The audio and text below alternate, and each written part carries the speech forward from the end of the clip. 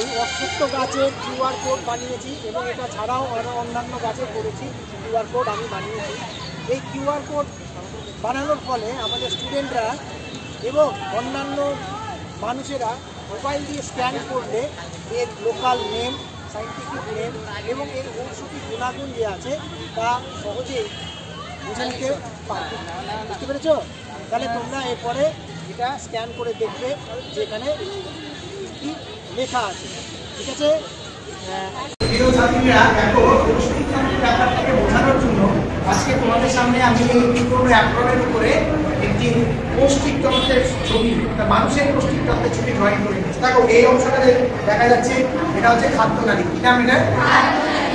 এরপরে এই খাদ্যনালীটা একটা ক্ষুদ্র অংশের সঙ্গে যুক্ত হয়েছে, এর নাম হচ্ছে স্টমাক বা পাকস্থলী। কি নাম? এই স্টমাক পরবর্তীতে আরো একটা প্যাঁচানো নালিকাটার অংশের সঙ্গে যুক্ত হয়েছে, নাম হচ্ছে ক্ষুদ্রান্ত। কি নাম?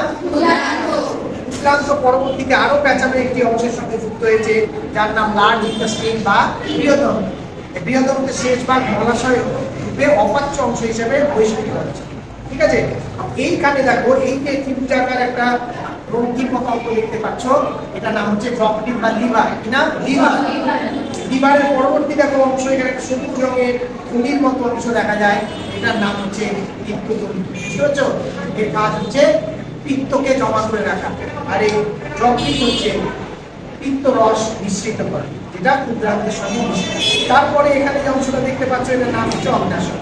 এই অগ্নাশয়ের কাজ হচ্ছে পৌষ্টিকতন্ত্রে পরিক্ষরা গ্রন্থি রূপে কাজ করে এবং বিভিন্ন রকমের উৎসেচন হজমের জন্য বা পাচক উৎসেচন।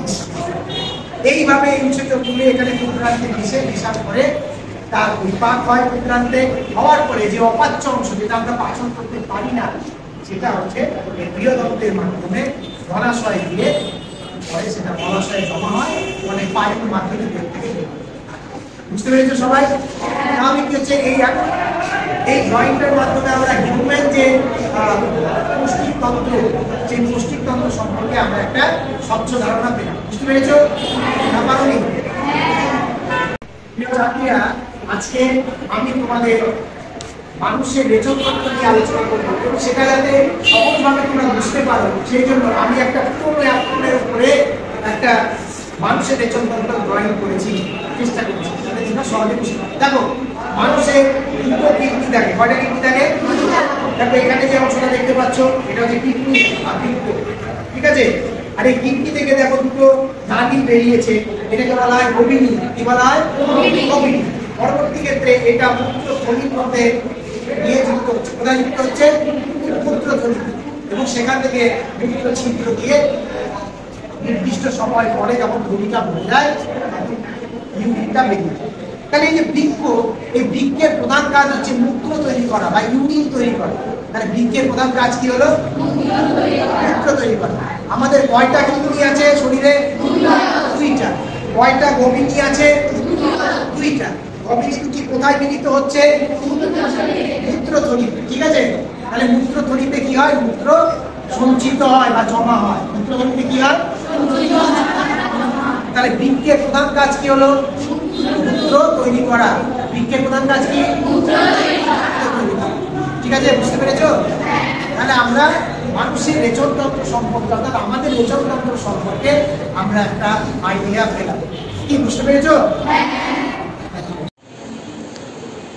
দেখো, আমরা আজকে এই মাটির দলার মাধ্যমে, মাটির মণ্ড এবং ঢেলে দেওয়া দেশলাই স্টিকের মাধ্যমে আমরা আজকে বুঝে নিব যোজ্যতা এবং অণুর গঠন।